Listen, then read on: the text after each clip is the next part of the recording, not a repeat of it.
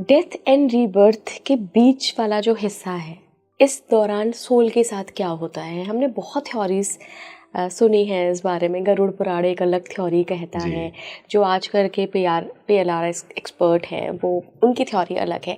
आपका आध्यात्मिक पक्ष क्या है इसमें? जी, तो देखिए, अगर मुझे मोटा मोटा आपको एक नटशल में शुरुआत में ही बताना हो, मैं ये कहूँगा कि जैसी अवेयरनेस आपकी जीवन जीते समय होती है, वैसी ही अवेयरनेस को आप प्राप्त होते हैं मृत्यु के बाद। क्योंकि जैसा आपका एनर्जी स्तर है, वैसे ही एनर्जी स्तर आपको मृत्यु के बाद मिलेगा। अब एनर्जी स्तर किस चीज़ से डिफाइन होता है? मेरा थॉट प्रोसेस, है ना, मेरा बिलीफ सिस्टम क्या है, मैं मृत्यु के बारे में कैसे विचार रखता हूँ, खुद के बारे में कैसे विचार रखता हूँ। मैं ये देखता हूँ मैंने बड़े पाप किए हैं, मैंने बड़े पुण्य किए हैं, या मैं ये सोचता हूँ कि भगवान एक ऊपर छड़ी लेकर बैठा हुआ है और जैसे ही मैं बाहर निकलूँगा वो मेरे को पिटाई करेगा या मुझे दबाएगा, है ना। ये सारी चीज़ें हमारा बिलीफ सिस्टम से चलती हैं। तो जैसा आपका एनर्जी जीवन में रहते हुए होगा, वैसा ही एनर्जी आप शरीर छोड़ने के बाद पाएंगे। अगर आप सोचें यमदूत लाल आँखों वाले, बड़े तीखे दांतों वाले हैं, तो यमदूत वही है, तो तथास्तु। क्योंकि वहाँ एक फील्ड, एक मिरर फील्ड है। जैसी आपकी दृष्टि वैसी आपकी सृष्टि।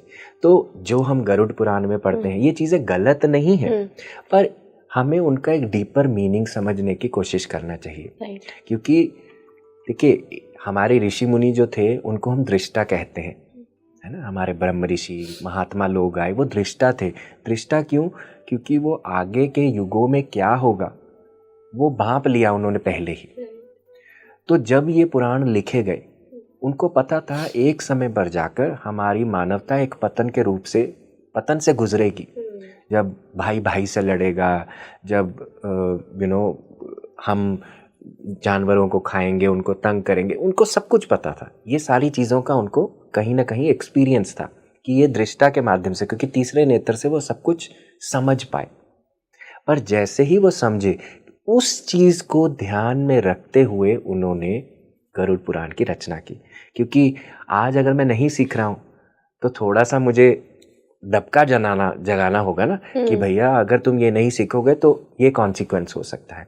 तो उस चीज़ से हमें बचाने के लिए ऋषि मुनियों ने इस प्रकार से गरुड़ पुराण की रचना करी, ताकि हमारे अंदर थोड़ी सी जागृति हो कि भैया नहीं तो तुम भी खौलते हुए तेल में जाओगे, या तुम्हारे ऊपर भी कीड़े मकोड़े छोड़े जाएंगे, एक वैतरणी नदी आएगी, है ना। ये सारी चीज़ों का इसीलिए उन्होंने वर्णन किया, ताकि हम अंदर प्रश्न करें कि मैं क्या कर रहा हूँ, मैं सही जा रहा हूँ, या मैं कॉन्शियसली जी रहा हूँ या अनकॉन्शियसली जी रहा हूँ। तो इन प्रश्नों को जगाने के लिए उन्होंने इस प्रकार की चीज़ों को लिखा। हालांकि जैसे कि मैंने कहा कि अगर आप एक साइंटिफिक पर्सपेक्टिव में मैं आपको समझा दूंगा कि हम कैसे माइग्रेट करते हैं from one body to another, क्योंकि ये हमारे उपनिषदों में, हमारे वैदिक सिस्टम में ये मेंशन है। और वेद हमारे किसी ने लिखे नहीं है, मैं कहूँ कि किसी आदमी ने या किसी ऋषि ने वेदों को लिखा नहीं, वेद खुद प्रकट हुए हैं अपने अंदर, आपके अंदर आत्मा के रूप से वो अंदर उतरे हैं। तो वो वेद वाणी यानी कि हमारे ब्रह्म की वाणी है, जो ब्रह्म तत्व का जो ज्ञान है वो वेद है ना। पर जो आपकी सृष्टि तभी बनेगी जो आपकी दृष्टि रहेगी। तो वैदिक सिविलाइजेशन में जैसे हमारा एक उपनिषद है छांदोग्य उपनिषद, तो छांदोग्य उपनिषद ट्रांसमाइग्रेशन बताता है कि आप कैसे माइग्रेट करते हो एक बॉडी से दूसरी बॉडी पे। अब आप सब ने इवेपोरेशन एक्सपेरिमेंट हमने स्कूल में पढ़ा है कि हम कैसे पानी से भाप बनते हैं, बादल बनते हैं, फिर नीचे आते हैं। सेम एक्सपीरियंस हम फॉलो करते हैं अपनी सोल को भी माइग्रेट कराने के लिए। जैसे फॉर एग्जाम्पल किसी की मृत्यु होती है। अब मृत्यु होने के समय क्या होता है? स्थूल शरीर नष्ट हो जाता है। हम किसी भी तरीके से उसे नष्ट करते हैं। हम अपनी सभ्यताओं में अगर देखें तो अग्नि लगाते हैं, कई सभ्यताओं में उसको खाने पीने के लिए छोड़ देते हैं, जानवरों के लिए, कई सभ्यताओं में हम जल में डाल देते हैं, कई सभ्यताओं में हम धरती के अंदर दफन कर देते हैं, किसी न किसी एलिमेंट में उसको दे देते हैं, है ना। जब एलिमेंट में किसी भी शरीर को दिया जाता है तो वो अपने आप ही अपने प्राण को स्थूल शरीर अलग करने लगता है। अब प्राण अलग हो गए, है ना। प्राण जब, जैसे हम किसी की मृत्यु होती है, हम ये शब्द यूज करते हैं, इनमें प्राण नहीं है, यानी कि वो प्राण के निकल गए। हाँ निकल गए, उसके अब है ही नहीं है उनके अंदर।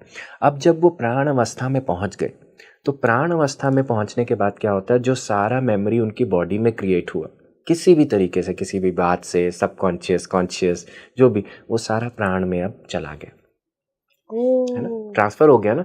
ये वाला शरीर तो चला गया, पर जो मेमोरी उसने क्रिएट करी वो तो नेक्स्ट लेवल में चली जाएगी। अब वो प्राण में आ गई।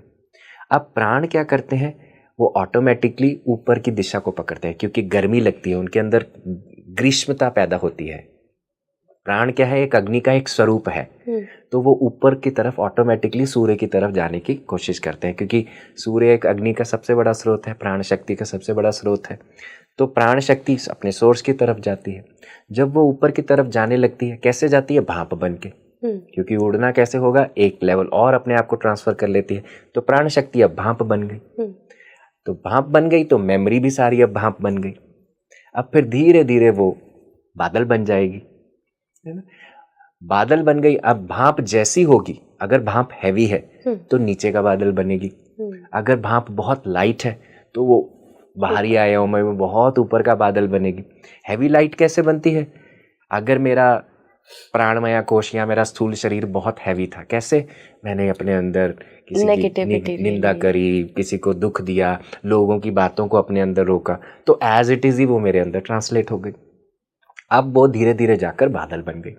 एक समय पर जाकर वो बादल अब हैवी होगा। अब सारी मेमोरी कहाँ पहुंच गई है, बादल में। अब बादल से जब वो बादल हैवी होगा तो वो पानी बन जाएगा, पानी बन के धरती पर बरसेगा। अब जब धरती पर बरसेगा, वो कहाँ डलेगा, गेहूं में डलेगा, अनाज में डलेगा, फूलों पर, फलों पर, सब जगह पर डलेगा। अब वो मेमोरी कहाँ चली गई, अनाज में चली गई, खाद्य पदार्थ में चली गई। उससे एक व्यक्ति खाएगा, एक औरत खाएगी, एक आदमी और एक औरत खाएंगे।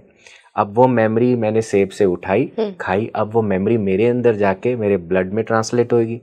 ब्लड से क्या होगा, मेल्स के अंदर स्पर्म बन जाएगा, फीमेल्स के अंदर ब्लड के माध्यम से ओवम बन जाएगा। अब वो मेमोरी कहाँ चली गई, स्पर्म और एग में चली गई।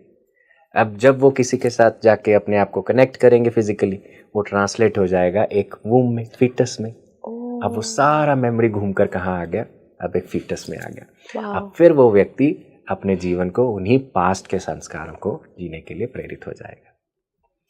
क्या ये एक संयोग है या ये डिसाइडेड होता है कि किसके स्पर्म में वो आधी मेमोरी जाएगी और किसके ओवम में जाएगी? Yes, it is all planned. Okay, इसीलिए हम कहते हैं there are no mistakes in this existence.